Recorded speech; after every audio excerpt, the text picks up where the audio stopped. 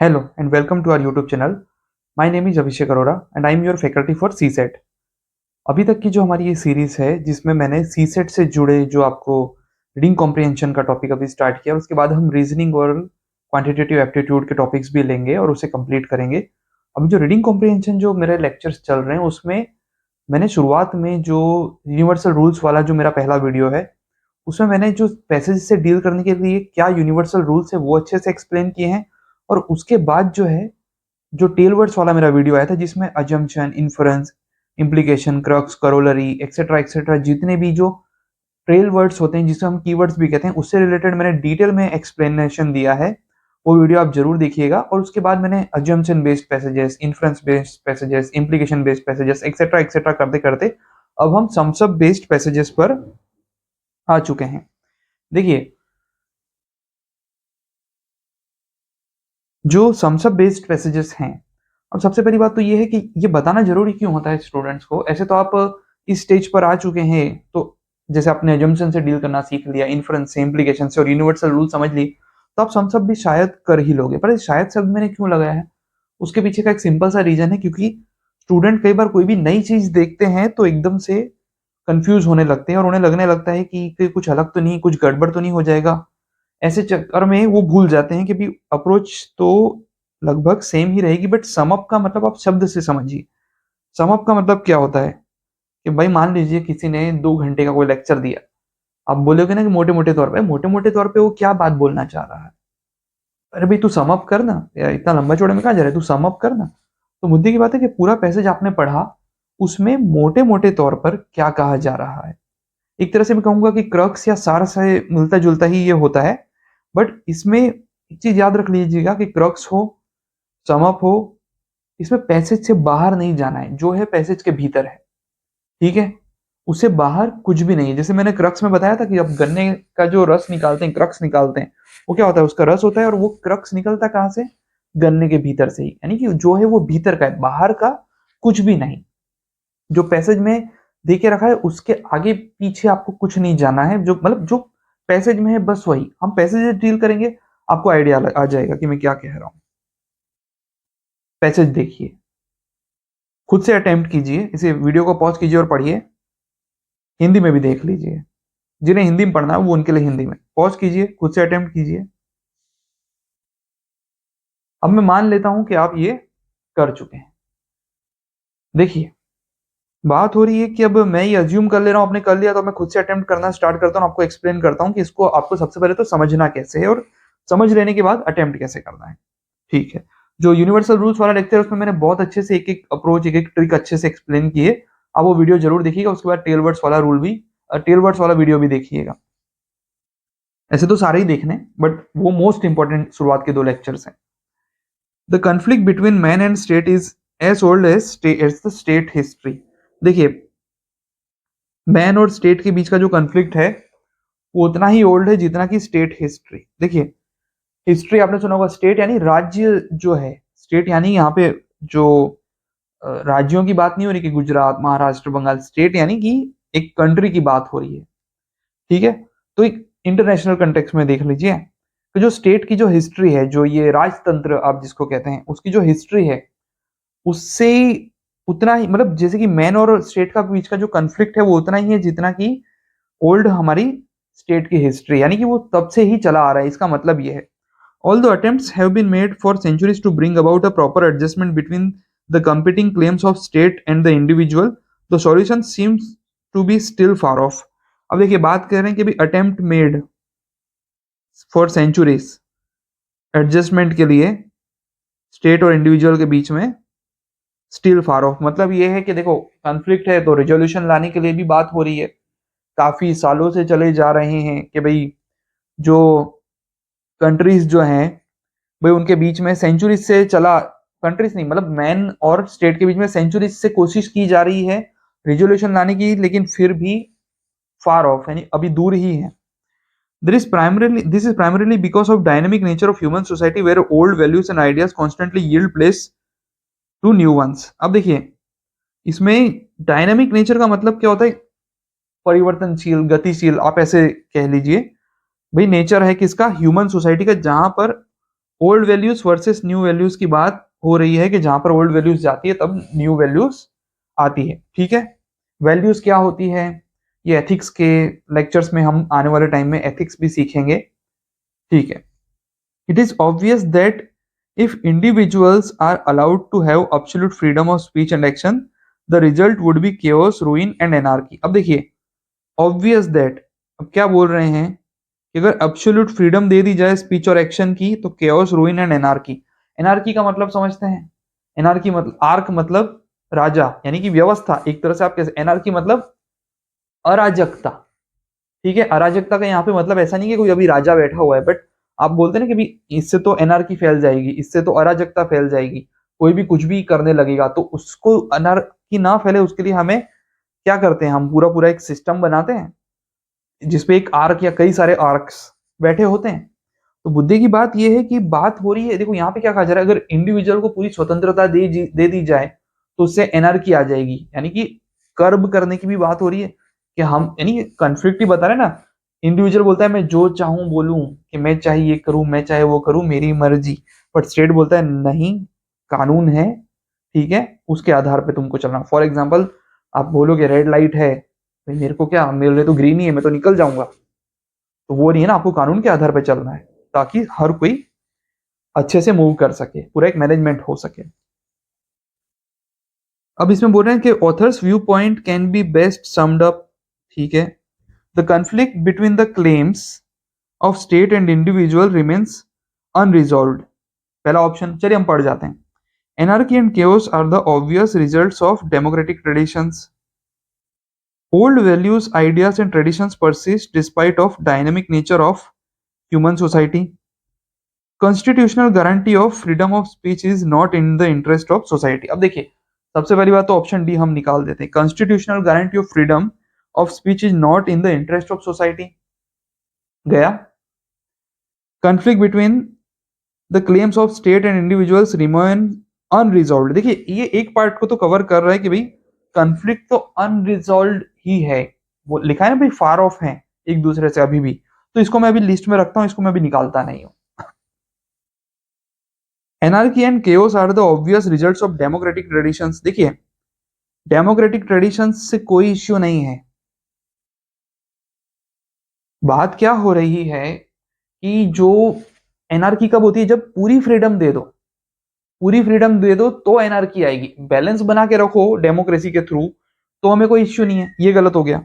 Old values, ideas and traditions persist despite the dynamic nature of human society. अब देखो, ये भी गलत है, क्यों, क्योंकि बोल क्या रहे हैं कि ओल्ड वैल्यूज जो होते हैं वो यील्ड कर देते हैं न्यू वैल्यूज के सामने, yield place to new ones. इसका मतलब ओल्ड वैल्यूज जाते हैं संघर्षों के बाद, सारे भले ना जाते हो लेकिन कुछ तो जाते होंगे। तो ये old values, ideas and traditions persist despite dynamic nature of human society, ये गलत हो गया। कन्फ्लिक्ट की बात हुई है लेकिन यील्ड कर देते हैं, इसकी भी बात हुई। Conflict between the claims of state and individual remain unresolve, तो बच बचा के मेरे पास में ये ऑप्शन ए ही बचा है। ठीक है जी।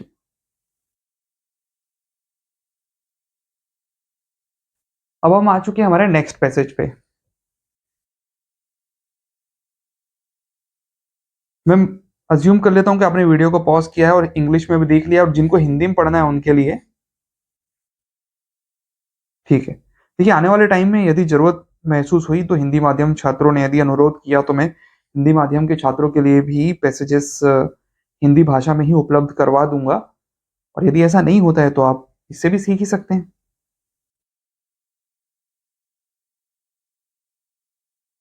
मैं मान लेता हूं कि आपने इसे खुद से डील कर लिया है, आई होप किया होगा। अब मैं अटेम्प्ट करना स्टार्ट करता हूं। We generally talk about democracy. अब देखिए, याद रखिएगा ये बट, हम आमतौर पर लोकतंत्र की, जनतंत्र की बातें करते हैं, लेकिन अब ये बट बोल के चांसेस इस बात के है कि वो कुछ अपोजिट या उल्टा बोलने वाला या नेगेटिव बोलने वाला है या कॉन्ट्राडिक्ट करता कुछ भी। ठीक है, when it's come to any particular thing we prefer to belonging we prefer a belonging to our caste or community or religion।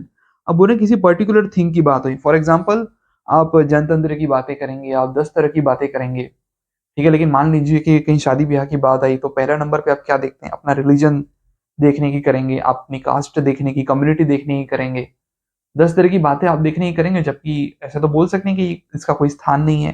हाँ, ये आपकी चॉइस है कि आप अपनी कास्ट में, अपने रिलीजन में ही शादी करना चाहते हैं।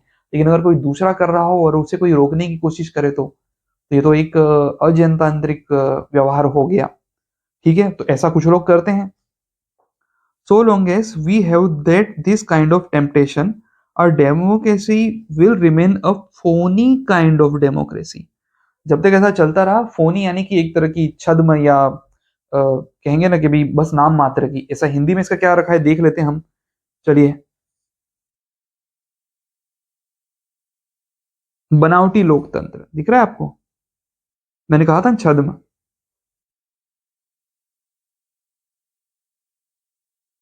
तो बात हो रही है कि भाई जैसे कि हम डेमोक्रेसी की बात करते हैं, बट पार्टिकुलर थिंग की बात आती है तो और कास्ट और कम्युनिटी पे हम आ जाते हैं, तो हमारी डेमोक्रेसी तब तक फोनी काइंड ऑफ डेमोक्रेसी बनी रहेगी। We must be in a position to respect a man as a man and to extend opportunities for development to those who deserve them and not to those who happen to belong to our community or race.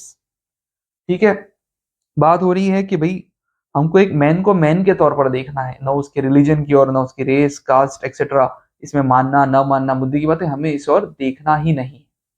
ये passage के according, और ऐसा होना भी चाहिए, उदाहरण के तौर पर मेरिट बेस्ड होना चाहिए।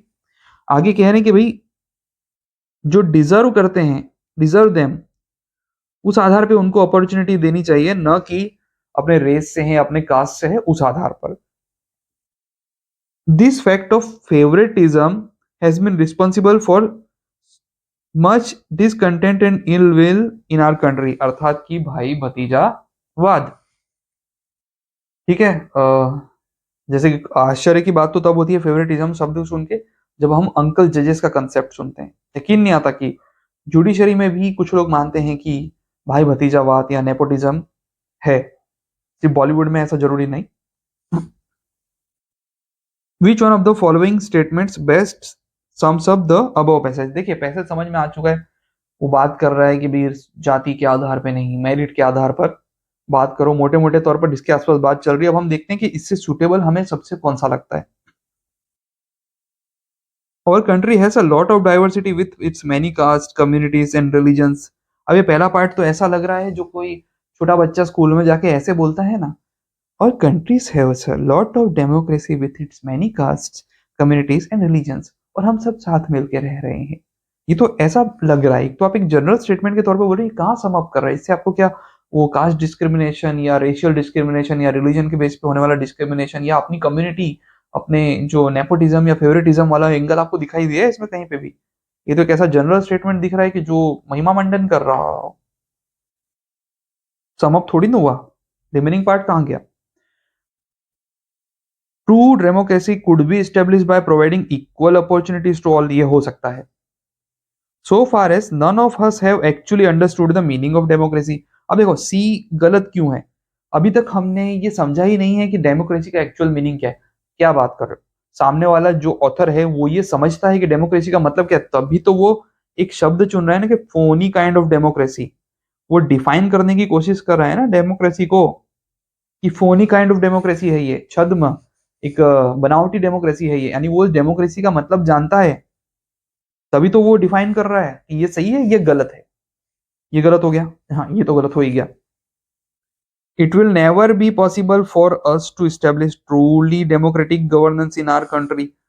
नेवर बी पॉसिबल एक एक्सट्रीम, मैंने बताया था, एनी, ओनली, फिर never, permanent, can not, can not में नहीं, मतलब कैन नॉट नहीं कहूंगा, बट जैसे कहीं एक्सट्रीम में कवर हो रहा हो।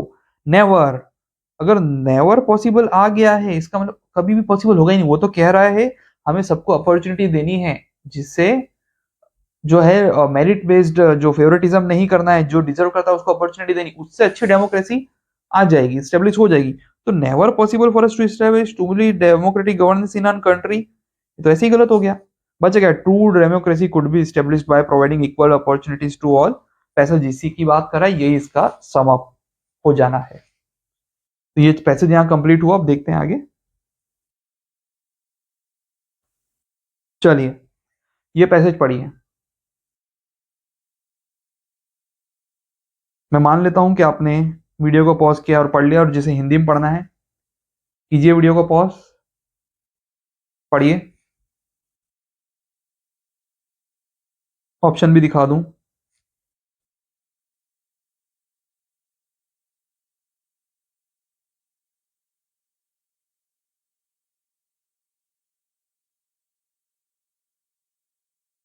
पढ़ना शुरू करते हैं, हम इसे डील करना शुरू करते हैं। मेरा रूल नंबर 1 है यूनिवर्सल रूल्स का, read and understand the passage. उसका रूल नंबर 1 पे आते हैं। By 2050, the Earth's population will likely have swelled from 7 to 9 billion people to fill all those stomachs. चलिए, पहली बात तो कह रहे हैं 2050 तक 900 करोड़ हो जाएंगे। टू फिल ऑल दो स्टमक्स यानी उन सारे पेटों को भरने के लिए, पेटू। while accounting for shifting consumption patterns, climate change and a finite amount of arable land and potable water, some। अब देखो बोल रहे हैं ये सारे फैक्टर को पहले कंसीडर कर लो, तुमको उन सारे स्टमक को भरना है तो, कि जो शिफ्टिंग कंजम्पशन पैटर्न्स है, कंजम्पशन मानी अभी आज कोई ये खा रहा है, कल को कुछ और खा रहा होगा। मैंने एक पैसेज करवाया था जिसमें जब मिडिल क्लास बढ़ रहा है तो सीरियल बेस्ड डाइट से वो प्रोटीन बेस्ड डाइट की ओर आ रहे हैं, जो वेजिटेरियन है वो मिल्क प्रोडक्ट कंज्यूम कर रहे हैं, और जो नॉन वेजिटेरियंस है वो एडिशनली मीट और फिश प्रोडक्ट्स भी कंज्यूम कर रहे हैं। तो मुद्दे की बात है कि डाइटरी पैटर्न्स या कंजम्पशन पैटर्न्स शिफ्ट हो, इसको भी हमें कंसिडर करके चलना है। क्लाइमेट चेंज से कुछ जगहें खेती योग्य रह पाती है, कुछ जगहें नहीं रह पाती है। Finite amount of arable land यानी कि जोत योग्य भूमि, यानी कि जिसपे खेती कर सको, arable land. And portable water, पीने योग्य पानी, इसको भी कंसीडर करो। Some expert say food production will have to double, food production को आपको डबल करना रहेगा। यानी कि जो पेट उन सारों को भरना है, कई सारे फैक्टर्स को कंसीडर करने के बाद भी हम ये यहाँ इस निष्कर्ष पर पहुंच पा रहे हैं कि हमें दुगना करना पड़ेगा इसको, फूड प्रोडक्शन को। How can we make the numbers add up? अब बोल रहे हैं भाई कैसे करोगे, कैसे करोगे? Expert say higher yielding crop varieties and more efficient farming methods will be crucial. अब बोल रहे हैं कि भाई क्रॉप वैरायटीज में भी कैसी चाहिए हमको, जो हायर यील्डिंग यानी कि ज्यादा यील्ड, ज्यादा उपज दे, ऐसी क्रॉप वैरायटीज हमें चाहिए होंगी, तभी तो डबल होगा ना। और उसके साथ बोल रहे हैं इफिशिएंट फार्मिंग मेथड्स। अरे भाई वेराइटीज तो मिल गई, लेकिन फार्मिंग, उसको फार्म में एफिशिएंटली करेंगे तो ही अच्छे से होगा, नहीं तो वो तो वेस्ट हो जाएगा भले कितनी हाई यील्डिंग क्रॉप हो। यानी कि क्रॉप, हाई यील्डिंग क्रॉप तो लानी है, और उसको एफिशिएंट फार्मिंग मेथड से जितना ज्यादा यूटिलाइज कर सकते हैं लैंड को, प्लस सही तरीके से यूटिलाइज करना जिससे ज्यादा से ज्यादा उपज निकल कर आए, वो करना है। ठीक है। सो विल वेस्ट रिडक्शन, अरे चाहे कितनी उपज तुमने बना ली, डिस्ट्रीब्यूशन नेटवर्क्स तुम्हारे पास नहीं हुए, जो फार्म टू फॉर्क का जो साइकिल होता है, उसके बाद जो वेयर हाउसेस नहीं हुए, जो कोल्ड स्टोरेज की फैसिलिटीज तुम्हारे पास नहीं हुई, तो भाई वेस्ट तो होना ही होना है। जो कहते हैं कि भाई डिस्ट्रीब्यूशन में कितना कुछ वेस्ट हो जाता है, कि जिससे कुछ लोग का मानना है कि विश्व में जो फूड की काफी समस्याएं सॉल्व हो सकती है अगर हम डिस्ट्रीब्यूशन को सही से रखें तो। Experts urge cities to reclaim nutrients and water from waste streams and preserve farmlands, यानी बोल रहे हैं कि भाई रिसाइकलिंग पे जोर वो दे रहे हैं। ठीक है। Poor countries they say can improve crop storage and packaging, and rich nations could cut back on resource intensive foods like meat। अब पुअर कंट्रीज कह रही है, देखो बात आ गई, poor countries versus rich Nations, अमीर और गरीब का डिस्कशन यहाँ पर समझ लो चालू हो चुका है। मैंने आपको सारांश में बता दिया कि प्रिजर्व फार्मलैंड बोल रहे हैं, ठीक है भाई। पुअर कंट्रीज से, वो गरीब कंट्री कह रही है भाई हम तो भाई क्रॉप स्टोरेज जो है, मैंने बताया ना, क्रॉप स्टोरेज एंड पैकेजिंग को इम्प्रूव कर लेंगे, क्योंकि अमीरों के यहाँ तो अच्छे से डिस्ट्रीब्यूशन नेटवर्क बने हुए हैं, कि आप बोलते हैं कि जो वेयर हाउसेस बने हुए हैं, कोल्ड स्टोरेज, कोल्ड चेन्स, कितना कुछ बना हुआ है उनके पास। पुअर कंट्रीज के पास कमी है ना, रोड सही से नहीं है, वेयर हाउसेस सही से नहीं है, कोल्ड स्टोरेज की फैसिलिटी नहीं है, तो वो कह रहे हैं कि चलो हम पैकेजिंग भी अच्छे से नहीं कर पाते कई बार, पैकेजिंग भी अच्छे से कर लेंगे हम। कहते हैं कि क्रॉप का जो स्टोरेज है वो भी कर लेंगे। अब वो रिच नेशंस को बोल रहे हैं, रिच अमीर देशों, आप अपने जो रिसोर्स इंटेंसिव फूड्स है जैसे कि मीट, उसको कम करो। उससे होगा ये कि भाई हम काफी कुछ सॉल्यूशन ला पाएंगे। तो ये यहां पर कहा जा रहा है।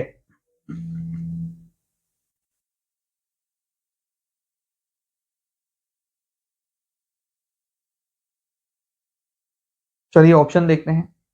Which one of the following statements best sum up the above passage? The population of the world is growing fast. ये एक जनरल स्टेटमेंट है। आप कोई अपना ऐसे राइटिंग स्टार्ट कर रहे हो, ये वो लग रहा है, इसमें सम अप कहाँ हुआ? ये तो पहली लाइन हुई उसकी।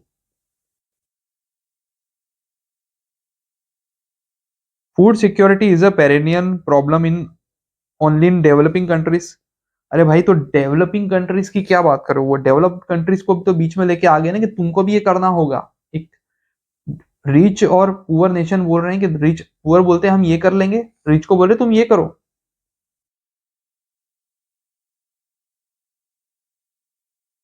World does not have enough resources to meet the impending food security. एक सेकंड के लिए आपको ये लग सकता है अगर आप चौथा नहीं पढ़ेंगे तो। बात हो रही है कि वर्ल्ड के पास इनफ रिसोर्सेस नहीं है, ऐसा नहीं है, रिसोर्सेस हैं, तभी तो बोल रहे हैं कि जो फूड स्कैर्सिटी आ रही है उससे डील करने के लिए रिच कंट्री को ऐसा करना रहेगा, पुअर कंट्री को ऐसा करना रहेगा। ये तो डिस्कस हो रहा है।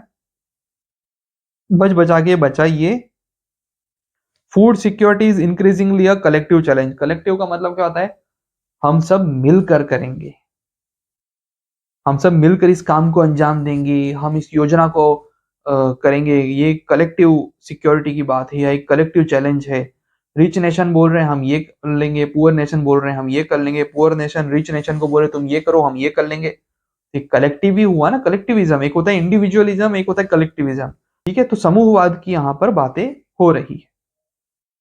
तो ये आंसर है हमारा ऑप्शन नंबर डी। और पैसेज सपोर्ट कर रहा है, बोल रहे हैं रिच नेशन बोल रहे हैं हम ये कर लेंगे, पुअर बोल रहा है ये। चलिए ठीक है, अब देखते हैं आगे।